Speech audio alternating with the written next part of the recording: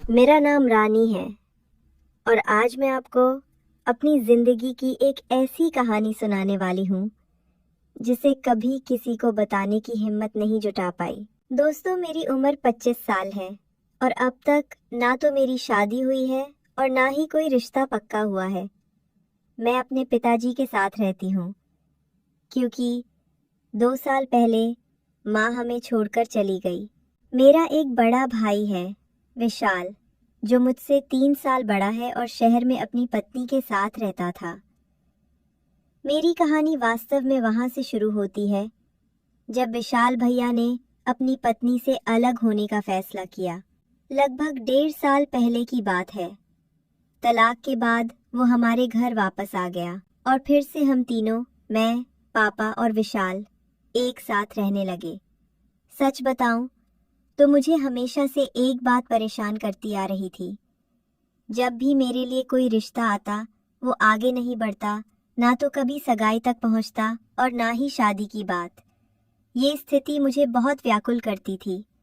मेरी उम्र की सभी सहेलियां ना सिर्फ विवाहित थीं, बल्कि उनके बच्चे भी हो गए थे और मैं अभी भी अकेली थी। ना कोई जीवन साथी, ना कोई विशेष अनुभव। अब मुझे ऐसा लगने लगा था कि मेरा समय बीता जा रहा है। इस विचार से मैं अक्सर अपने कमरे में अकेले बैठकर आंसू बहाती। मैं खुद से पूछती, ऐसा क्यों? साइक्स, क्या मुझ में कोई कमी है?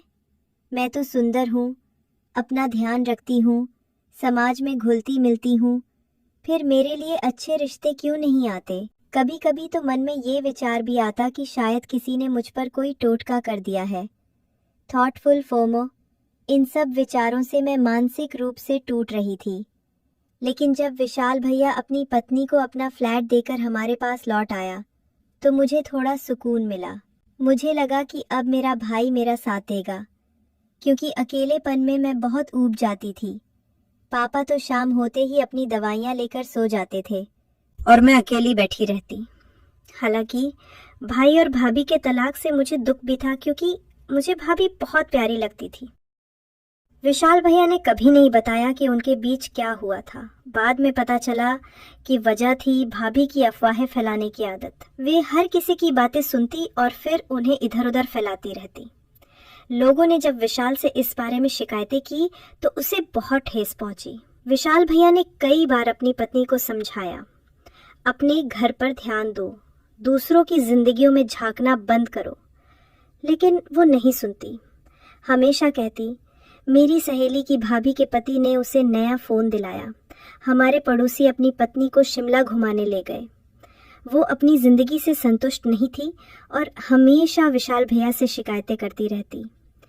उस समय विशाल भैया की आर्थिक स्थिति भी अच्छी नहीं थी, जिसे भाभी स्वीकार नहीं कर पाई और अंततः तलाक मांग लिया।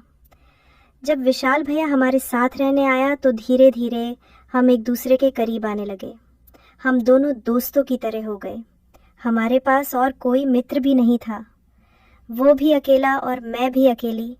पापा बुजुर्ग हैं, जैसा कि आप समझ सकते हैं। वे शाम 6 बजे अपनी दवा लेकर सो जाते और सुबह 5 बजे उठ जाते। मैं और विशाल रात देर तक जागते, साथ में खाना बनाते, कभी नमकीन या मिठाई खरीद लाते और टीवी देखते हुए घंटों बातें करते। हम एक दूसरे से सब कुछ शेयर करते, बिल्कुल दोस्तों की तरह।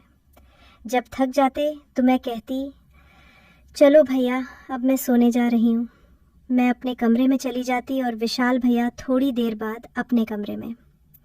कभी कभी वो कहता, राधा चलो कहीं घूमने चलते हैं। हम बाहर जाते और उसका साथ मुझे सुकून देता। इस तरह उसने मेरे उस दर्द को कम किया जो मुझे शादी ना होने और उम्र बढ़ने के कारण सताता था। लेकिन कुछ दिनों बाद मैंने महसूस किया कि विशाल भैया खुद बहुत परेशान है। उसकी मानसिक दशा ठीक नहीं लग रही थी। कई बार मैंने उसे अपने कमरे में अकेले उदास बैठे देखा। मैं उसके पास जाकर पूछती, भैया क्या हुआ, इतने परेशान क्यों हो? अगर आप भाभी से इतना प्यार करते हैं तो अलग क्यों हुए? विशाल भैया सिर्फ इतना कहता, राधा मैं उसकी वजह से दुखी नहीं हूँ, बस कुछ और सोच रहा हूँ, मेरी चिंता मत करो। धीरे धीरे विशाल की हालत और बिगड़ने लगी। अब वो ठीक से खाना भी नहीं खाता। ये देखकर मैं बहुत चिंतित हो गई। पहले वो मुझसे बाहर चलने को कहता था, मेरे साथ खूब बातें करता था, लेकिन अब वो हमेशा अपने कमरे में ही बंद रहने लगा था। मुझे समझ नहीं आ रहा था कि आखिर उसे हो क्या गया है। वो अब दिन भर काम पर जाता और घर लौटते समय बिना मेरी ओर देखे खाना खाता और अपने कमरे में बंद हो जाता। वो मुस्कुराहट, वो बातें, वो मेरे साथ बिताए गए पल सब गायब हो चुके थे। उसका ये बदलाव मुझे अंदर ही अंदर तोड़ रहा था। मेरा मन भी उदास रहने लगा था।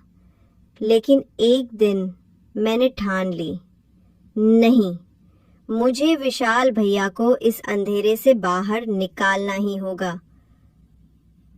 एक शाम जब वो काम से लौटा, मैंने सोचा उससे दिल खोल कर बात करूंगी।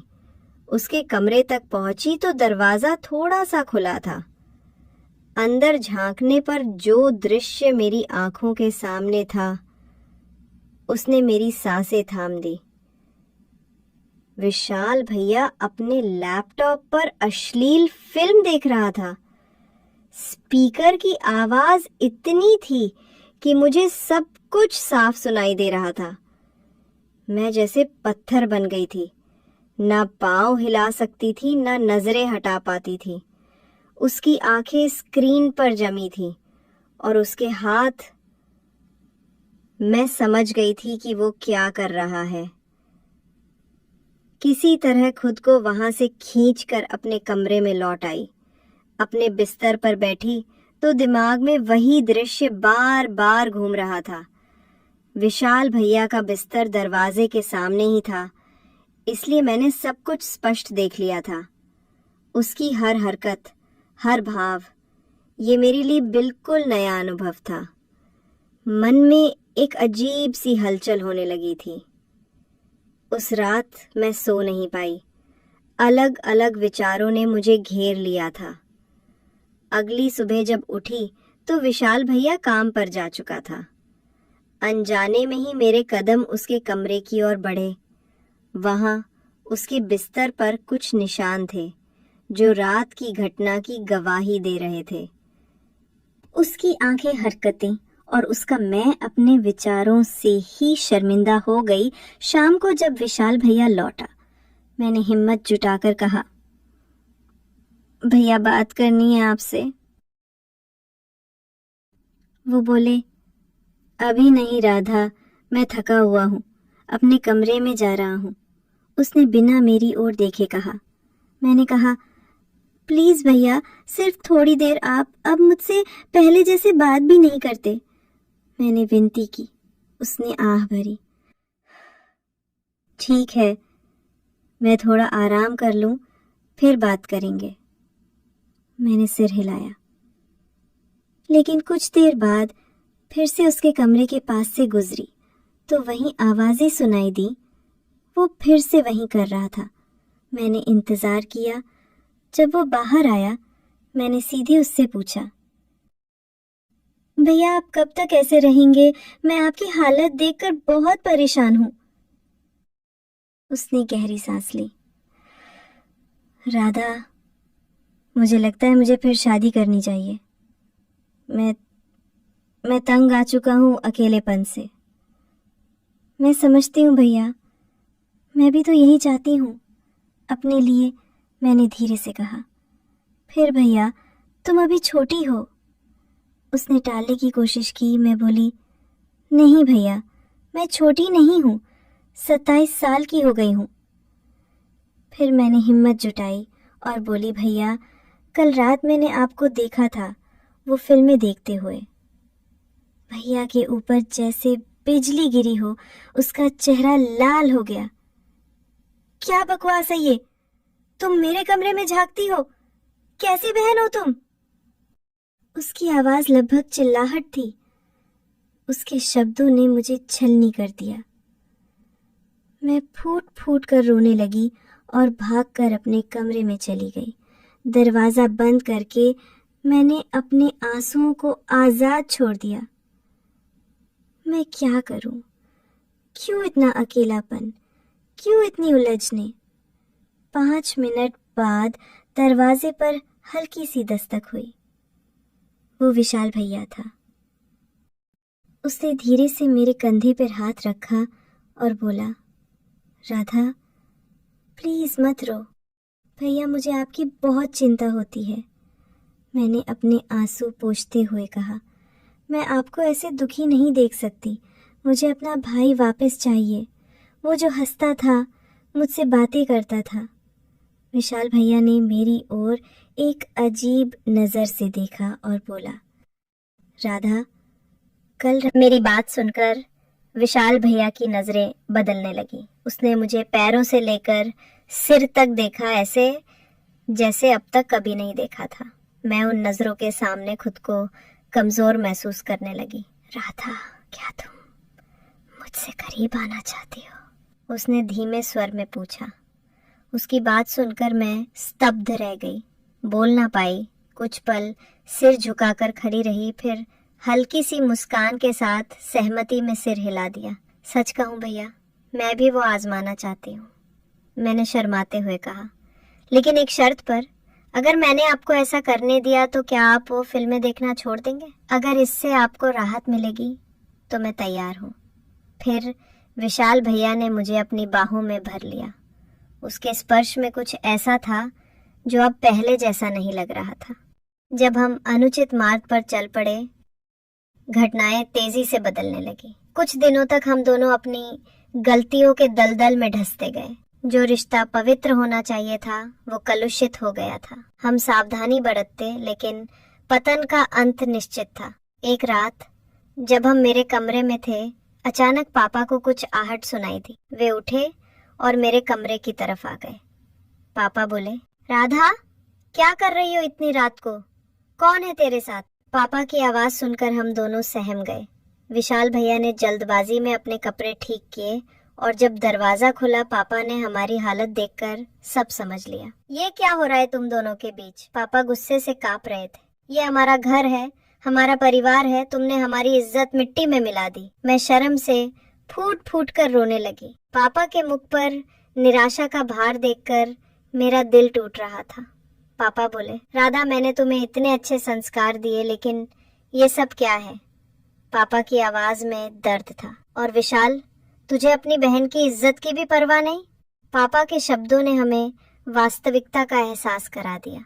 विशाल ने सिर झुकाकर कहा, पापा मुझे माफ कर दीजिए, मैं बहुत परेशान था और गलत रास्ते पर चल पड़ा। मैंने भी बिलखते हुए कहा, पापा मैंने भी बहुत बड़ी गलती कर दी, मुझे माफ कर दीजिए। पापा ने गहरी सांस ली। उनकी आंखों में अश्रु थे, लेकिन वे मजबूत बने रहे। अब ये सब बंद करो, मैं नहीं चाहता कि हमारे परिवार की बदनामी हो। इतना कहकर पापा चले गए। पीछे छोड़ गए अपने टूटे हुए सपनों का मलबा। अगली सुबह पापा ने विशाल को घर छोड़ने का आदेश दिया। विशाल, अब तुझे अपनी जिंदगी अलग बनानी होगी और राधा, मैं तुम्हारी शादी जल्द से जल्द करवाऊंगा। विशाल ने अपनी गलती स्वीकारी और दूसरे शहर में नौकरी ढूंढने चला गया। मैंने भी अपने भीतर के बुरे विचारों से छुटकारा पाने का संकल्प लिया।